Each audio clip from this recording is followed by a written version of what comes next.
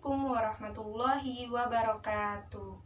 Hello guys, welcome back to my YouTube channel. Kenalkan, nama saya Farida Aulia Rahmah, mahasiswi Universitas Islam 45 Bekasi, Prodi Perbankan Syariah semester 3. Baiklah, di sini saya akan memenuhi ujian akhir semester Filsafat Ekonomi Islam yang diampu oleh Pak Rizal. Selamat menyaksikan, enjoy! Baiklah, langsung saja saya akan menjawab pertanyaan yang pertama, yaitu peran filsafat terhadap ekonomi Islam. Secara etimologis, filsafat berasal dari bahasa Yunani, dari kata pilhen dan pilho, berarti cinta, dan sophia yang berarti kebenaran. Sementara itu, menurut I.R. Pudjawaratna, philo artinya cinta dalam arti yang seluas-luasnya, yaitu ingin dan karena ingin lalu berusaha mencapai yang diinginkannya itu. Berarti sophia berarti kebijaksanaan. Bijaksana artinya pandai, mengerti dengan mendalam. Jadi, filsafat boleh dinamakan ingin mengerti dengan mendalam atau cinta dengan kebijaksanaan. Kecintaan pada kebijaksanaan haruslah dipandang sebagai suatu bentuk proses. Artinya, segala upaya pemikiran untuk selalu mencari hal-hal yang bijaksana, bijaksana dalam arti yang di dalamnya mengandung dua makna, yaitu baik dan benar. Baik adalah sesuatu yang berdimensi etika, sedangkan benar adalah suatu yang etis dan logis. Sebagian memandang Islam dengan filsafat berbeda. Tetapi sebagaimana yang telah disampaikan Mulyadi Ketenagaraan, terdapat banyak hal yang memperoleh atau memperkuat bahwa dari seluruh nama yang disematkan tersebut, filsafat ulama adalah kata yang tepat daripada kata filsafat muslim atau filsafat Arab. Mengapa disebut filsafat Islam? Menurut Mulyadi, pertama karena ketika filsafat Yunani diperkenalkan ke dalam Islam, Islam telah menyusun sistem teologi yang sangat menekankan keesaan Tuhan dan hukum syariah. Kedua, filosof muslim mengkritisi pemikiran Yunani dalam arti tidak begitu saja menerima pendapat-pendapat Yunani. Hal ini terlihat dari kritik yang disampaikan filosof muslim seperti kritik Ibnu Sina terhadap kosmonologis Astoris tentang keberadaan Tuhan yang dipandangnya tidak memadai dan digantikan dengan argumen ontologis yang lebih fundamental. Dan yang ketiga, filsafat Islam adalah interaksi antara Islam sebagai agama dengan filsafat Yunani. Akibatnya, para filosof muslim telah mengembangkan filsafat dalam bidang-bidang tertentu yang tidak pernah dilakukan oleh para filosof sebelumnya. Salah satunya adalah kajian filosofis terhadap konsep kenabian. Konsep sosioekonomi lahir dengan bertujuan untuk menggali arus dasar persoalan ekonomi dan sosial masyarakat.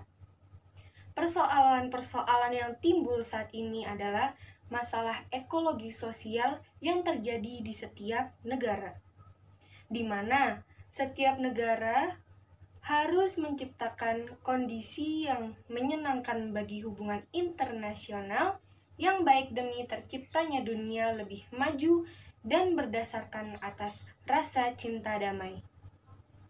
Persoalan ekonomi yang ada hubungannya dengan ekologi sosial perlu ditangani secara bersamaan oleh semua ilmu atau multidisiplin. Ekonomi merupakan ilmu yang dinamis, setiap waktu bisa berubah sesuai dengan permasalahan ekonomi itu sendiri yang cenderung mengalami perubahan dari waktu ke waktu, dan perubahan tersebut terjadi baik di lingkungan keilmuan, perekonomian, setiap waktu, dan dalam masyarakat secara keseluruhan. Sasaran ilmu ekonomi yakni hubungan antara manusia dalam memenuhi kebutuhan materialnya, sedangkan pemenuhan kebutuhan spiritual tidak termasuk dalam lingkup ekonomi. Akan tetapi, tujuan utamanya untuk memahami bagaimana mengupayakan pengalokasian sumber-sumber daya yang dimiliki tentunya terbatas keputusannya. Pengembangan ekonomi Islam tentunya tidak terlepas dari hakikat tujuan penyusunannya. Selain ekonomi Islam muncul sebagai sistem alternatif yang dianggap mampu mewujudkan tatanan kehidupan yang sampai saat ini masih menyisakan berbagai permasalahan fundamental. Filsafat ilmu sebagai sebuah metode pengelaborasian karakteristik, disiplin ilmiah, dan bagaimana caranya memperoleh menjadi hal yang sangat mungkin untuk dijadikan salah satu referensi dasar di samping referensi fundamental yaitu Al-Quran dan Sunnah sebagai pengembangan ekonomi Islam. Diskursus dan praktek ekonomi Islam mampu mengikat kalangan akademisi profesional maupun praktis yang berkesimpungan dalam perekonomian pada level internasional. Kajian-kajian keuangan Islam berkembang bukan saja di negara-negara mayoritas Muslim, tetapi juga merambah hingga ke negara-negara Barat. Munculnya ekonomi Islam secara formal di Indonesia ditandai dengan berdirinya Bank Muamalat Indonesia pada tahun 1992 berdasarkan Undang-Undang Nomor 7 Tahun 1992.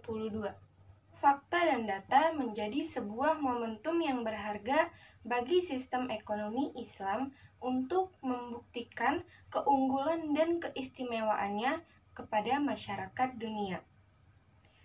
Bank Syariah sebagai perwujudan kelembagaan ekonomi Islam telah memberikan sebuah bukti nyata yang akan kemampuan bertahan untuk menghadapi badai kritis yang terjadi. Imunitas memberikan dampak positif terhadap tingginya tingkat akseptabilitas masyarakat terhadap perkembangan ekonomi baik nasional maupun internasional. Mungkin hanya ini yang bisa saya sampaikan, semoga bermanfaat. Kurang lebihnya mohon maaf. Billahi taufiq wal hidayah. Wassalamualaikum warahmatullahi wabarakatuh.